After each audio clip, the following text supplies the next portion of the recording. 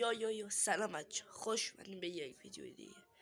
بچه اگه شما گوشی سامسونگ دارید و دی شارژ این ویدیو به داد شما عزیزان، let's go.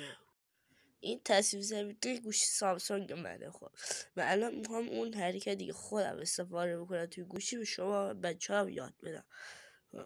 اول میریم توی بخش تنظیمات، میریم پایین میریم رو بخش باتری.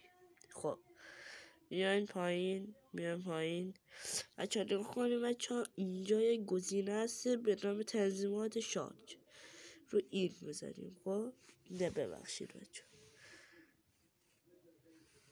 ببخشید دستم به یه جای دیگه. خب میزنیم روی تنظیمات شارژ. خب و اینجا نکن یک گزینه هست نمایش اطلاعات شارژ، این ما کار نداریم. خب در بعضی از گوشی سامسونگ این گزینه غیر فعاله. خب من الان اینو غیر فعال کردم، بزنیم تو شارژ میرسه 4 ساعت شارژ میکنه.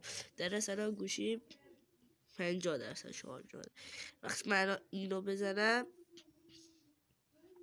مینویسه 33 دقیقه شارژ کنه.